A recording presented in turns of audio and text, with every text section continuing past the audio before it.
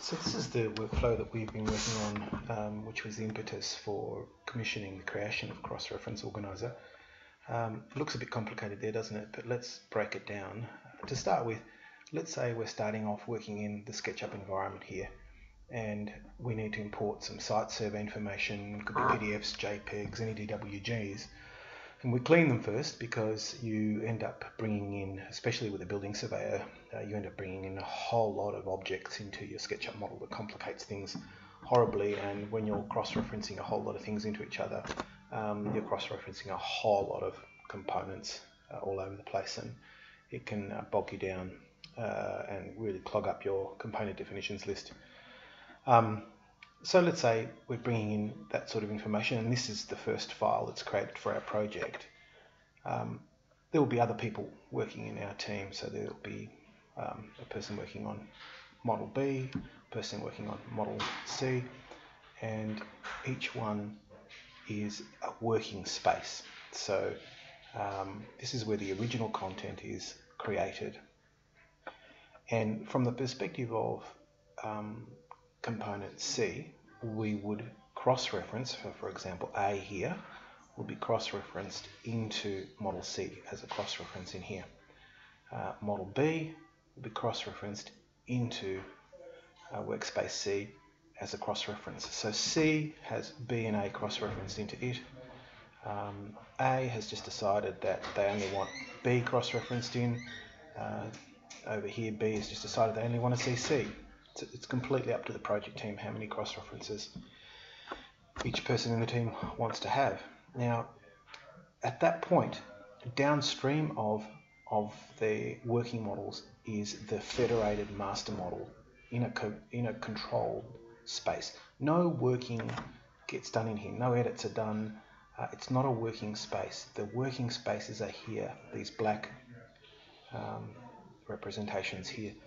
So we essentially have a federated master model, and from there we can, backing up, details are often done separately.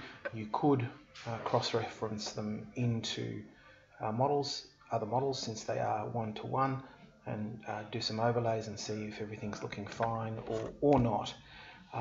This owes a lot to Nick Sonder and Matt Donnelly's book, which I recommend. But this is probably where Nick and Matt's workflow starts, in this spot over here. So at that point, you would be creating other outputs. So in rendering, you would bring in your master model to do some renders in, or from your master model you might create all sorts of different things, your floor plans, your sections, your reflected ceiling plans, etc. Details notionally would go into a separate part of layout. So this is a layout environment here. It's not to say that you couldn't do your details into here. This is just, I guess, one way of doing them. The other thing, of course, is that depending on the complexity of the master model, you may wish to make, and this is what Nick Sonder recommends, a bunch of what I'm calling purpose models, where again you're cross-referencing into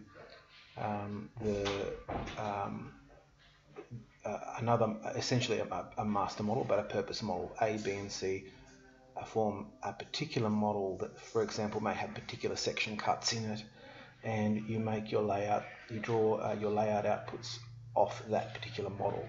The point, I think, and the thing to be aware of, is that what this workflow does is specifies that there is only one place where things are created, where edits are made, and that is here, here, and here, and anywhere else where, if you had a D or an E or an F, depending on how many team members you had in here, but it's up at the top of the stream that edits and content is created, and then everything else takes from that original content and cross-references in.